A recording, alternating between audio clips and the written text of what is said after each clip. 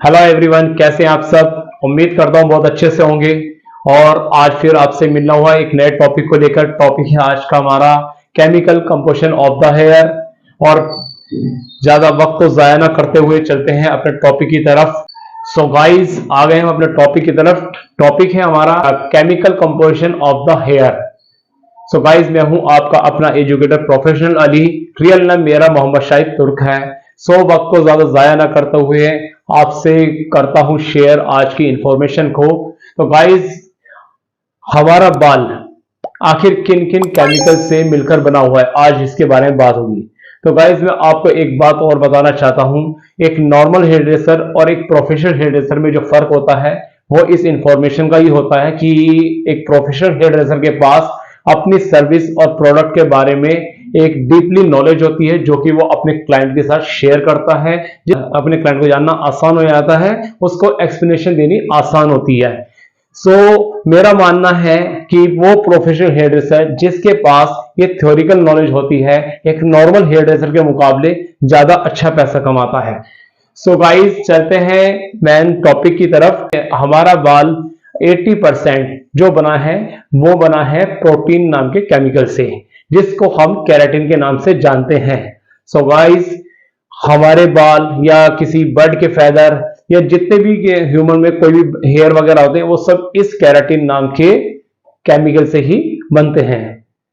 तो ये जो केराटिन बना है, ये केराटिन भी कई तरह के एमिनो एसिड्स को मिलाकर बना हुआ है। हमारी बॉडी के हर सेल्स में एमिनो एसिड्स पाया जाता है। आपके स्कैल्प और हेयर का जो लेवल है वो एसिडिक रहना चाहिए, एल्कलाइन होना चाहिए।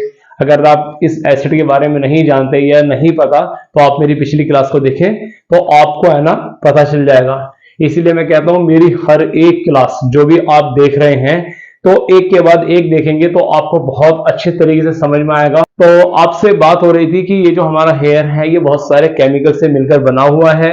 जो मेन केमिकल है जिससे हमारा बाल बना है वो है प्रोटीन, जिसको हम केराटिन के नाम से जानते हैं। हमारी बॉडी के अंदर 20 से 22 तरीके के एमिनो एसिड्स पाए जाते हैं और हमारी बॉडी का हर सेल्स इन्हीं एमिनो एसिड से तैयार होता है।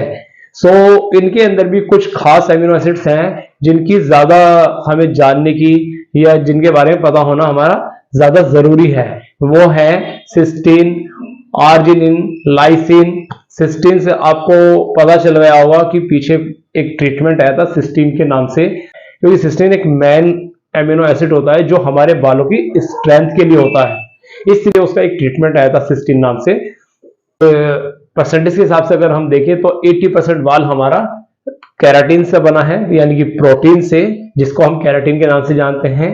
15% हमारे बालों में मॉइस्चर होता है, जो कि ऑयल और वाटर के रूप में अवेलेबल रहता है हमारे बालों में, जिससे हमारा बाल प्रोटेक्ट होता है। यानी कि जो साथ में उसके साथ जो लिक्विड होता है जिससे हमारे बालों में शाइन रहती है या उसके जो प्रोटेक्शन है वो उसी की वजह से होती है, जी है, जिसके कम होने की वजह से हमारा बाल ड्राई डैमेज की तरफ चला जाता है। जब हमारे बाल पोरस हो जाते हैं, पोरस होने की वजह यही होती है कि हमारे बालों से ये मॉइस्चर का जो लेवल है वो कम हो जाता है। इसके बाद आता है 1% हमारा जो होता है हमारे बालों के अंदर, वो होता है pigments. Pigments means colour molecules, यानी कि पिगमेंट का मतलब हो गया कि जो भी कलर आप अपने बालों में देखते हैं, चाहे वो किसी भी तरह का है, वो कोई सी भी शेड है ब्राउन की, इसके बारे में हम कभी नेक्स्ट टॉपिक में बात करेंगे, तो वो इन पिगमेंट्स की वजह से ही हमें कलर दिखाई देता है। तो जिन बालों के अंदर या जो ग्रे हेयर आप देखते हैं, जिन बालों के अंदर ये पिगमेंट्स नहीं होते, वो बाल हमें सफेद बाल के रूप में नजर आते हैं। इस काम को करने से बाल सफेद हो जाते हैं, उसकी वजह से सफेद हो जाते हैं। असल वजह होती है उसकी, वो आपको इंशाल्लाह नेक्स्ट टॉपिक में मैं शेयर करूंगा। उसकी असल वजह क्या है बाल सफेद होने की, वो हम किसी नेक्स्ट टॉपिक में शेयर करेंगे।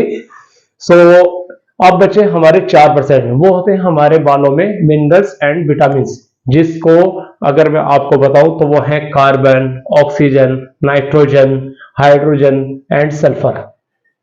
80% हमारा बाल होता है इस प्रोटीन से बना हुआ, जिसको हम केराटिन के नाम से जानते हैं। 15% होता है उसके अंदर मॉइस्चर, 1% होता है पिगमेंट और 4% होता है vitamin and minerals.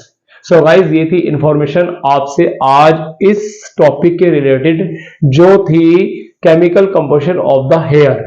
So guys ये हुआ हमारा टॉपिक आज का कंप्लीट। और फिर मैं आपसे एक ही बात कहना चाहूंगा, आप जुड़िए हमारे साथ हमारी एकेडमी से, और आपके एकेडमी का एड्रेस नीचे इंफॉर्मेशन में शेयर हो गया, मेरा मोबाइल नंबर भी शेयर है। बस अब जरूरत है आपके कांटेक्ट करने की, तो मैं वेट करूंगा आपके कॉल का, आपके आने का। सो कीजिए कांटेक्ट ताकि हम और इस टॉपिक को अच्छे से और डीपली समझ सकें। क्योंकि गाइस बात वही है कि 10 मिनट की वीडियो के अंदर मैं आपको सारी इंफॉर्मेशन शेयर चाहकर भी नहीं कर पाऊंगा, ठीक है।